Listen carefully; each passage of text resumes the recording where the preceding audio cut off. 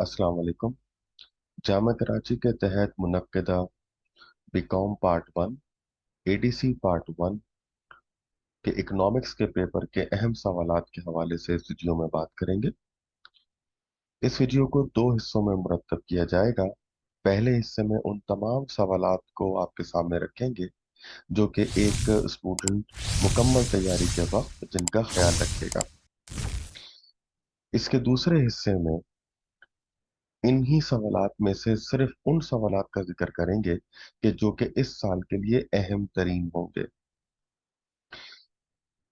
तो सबसे पहले वो सवालात इस वक्त आपके सामने हैं जो इकोनॉमिक्स के पेपर के लिए तैयार करना एक स्टूडेंट के लिए जरूरी होता है। अगर ये सवालात एक स्टूडेंट ने तैयार कर लिए हैं तो इसका मतलब कि उसकी तैयारी मुकम्मल है और वो बआसानी इस साल के पेपर में बेहतरीन नंबर ले सकता है। ये सवालात खुसूसन उन स्टूडेंट्स के लिए हैं जो मुकम्मल तैयारी पर बिलीव रखते हैं। इकोनॉमिक्स में इस वक्त हमारे सामने माइक्रो इकोनॉमिक्स यानी सेक्शन ए के सवालात हैं जो कि एक लिस्ट है जिसमें पहला सवाल distinguish between micro and macro यानी कुल्ली और जुज़ी माशियात का फर्क बयान कीजिए। क्वेश्चन नंबर टू में रॉबिन्सन की जो थ्योरी है स्कार्सिटी एंड चॉइस वाली। इसके बाद क्वेश्चन नंबर थ्री में डिमांड और सप्लाई के लॉ को शेड्यूल और डायग्राम की मदद से बयान करने के लिए कहा जा रहा है। क्वेश्चन नंबर फोर में इलास्टिसिटी ऑफ डिमांड की टाइप्स और फेजेस यानी तलब की लचक की किस्में और उनके मदारिज लिखने को कहा जा रहा है। क्वेश्चन नंबर फाइव में इलास्टिक डिमांड की मेजरमेंट के हवाले से सवाल हो रहा है कि तलब की लचक की पैमाइश के मुख्तलिफ तरीके क्या हैं। क्वेश्चन नंबर सिक्स में कवानीन हासिल लिखने को कहा जा रहा है, जबकि क्वेश्चन नंबर सेवन में कानून तकलील इफादा को लिखने के लिए कहा जा रहा है। क्वेश्चन नंबर एट और नाइन इंडिफरेंस कर्व यानी खतूत अदम तरजीह के हवाले से हैं, जबकि क्वेश्चन नंबर टेन में खतूत अदम तरजीह इंडिफरेंस कर्व की मदद से कंज्यूमर इक्विलिब्रियम को एक्सप्लेन करने के लिए कहा जा रहा है। क्वेश्चन नंबर 11 और 12 इंडिफरेंस कर्व के ही हैं जिसमें इनकम इफेक्ट, प्राइस इफेक्ट और सब्स्टिट्यूशन इफेक्ट को लिखने को कहा जा रहा है। क्वेश्चन नंबर 13 जो है ये चेंज इन डिमांड और चेंज इन क्वांटिटी के हवाले से है। ये उमूमन सवाल शॉर्ट में पूछा जाता है या शॉर्ट नोट में पूछा जाता है। जिसके बाद मार्केट के चैप्टर से सवाल है जिसमें परफेक्ट कंपटीशन और मोनोपोली को शॉर्ट रन इक्विलिब्रियम में लिखने और इसकी डायग्राम बनाने को कहा जा रहा है। इसके बाद ये कुछ शॉर्ट क्वेश्चंस हैं जो कि शॉर्ट नोट में पूछे जाते हैं। इसके बाद ये माइक्रो इकोनॉमिक्स यानी जुज कुल्ली माशियात का पोर्शन है।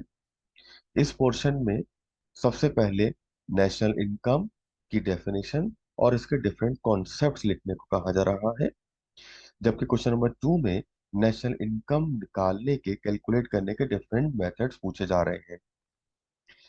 क्वेश्चन नंबर थ्री जो है ये इन्वेस्टमेंट के चैप्टर से है, जबकि क्वेश्चन नंबर फोर भी इसी चैप्टर से है जिसमें मार्जिनल एफिशिएंसी ऑफ कैपिटल मुख्ततिम सरमाए के हवाले से पूछा जा रहा है।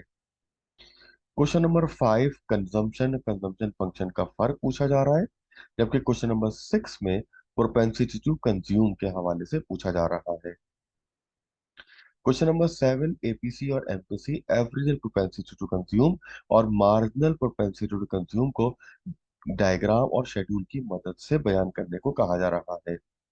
और बिल्कुल इसी तरह से क्वेश्चन नंबर एट में यही सेम चीज सेविंग के हवाले से पूछी जा रही है। इसके बाद क्वेश्चन नंबर नाइन, टेन और 11 जो है ये केन्स की इन एम्प्लॉयमेंट थ्योरी के हवाले से है। केन्स का नजरिया रोजगार बयान करने के लिए कहा जा रहा है, जिसमें सबसे पहले इफेक्टिव डिमांड यानी मौसर तलब को एक्सप्लेन करना है। इसके बाद A D is equal to A S या S is equal to I के तहत इस थ्योरी को एक्सप्लेन करना है। इसके बाद एक सवाल मल्टीप्लायर का है और इसी में मल्टीप्लायर की एक कैलकुलेशन भी आती है जिसमें हम के का फार्मूला लगाकर सॉल्व करते हैं उसकी दो कैलकुलेशंस पूछी जा रही है।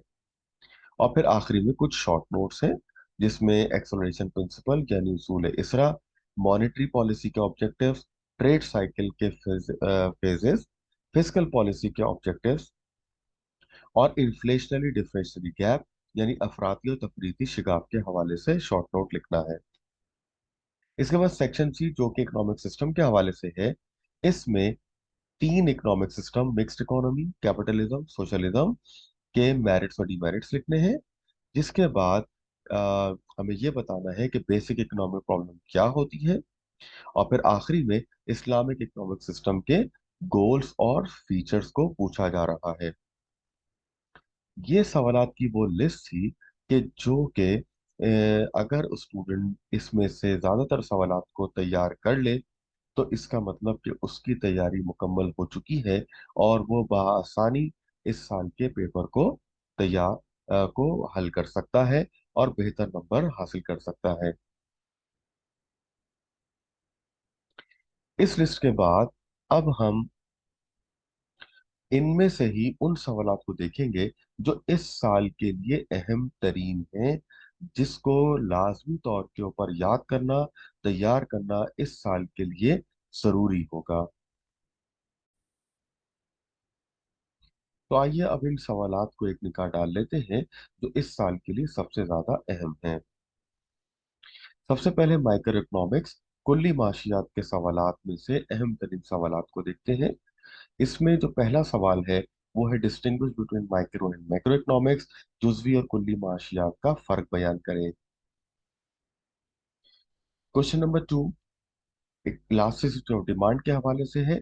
इसके टाइप्स और फेजेस बताने हैं और इसकी मेजरमेंट के तरीके, यानी तलब की लचक की तारीफ, इसकी किस्में मदारिज और तलब की लचक की पैमाइश के मुख्तलिफ तरीके बयान करने हैं।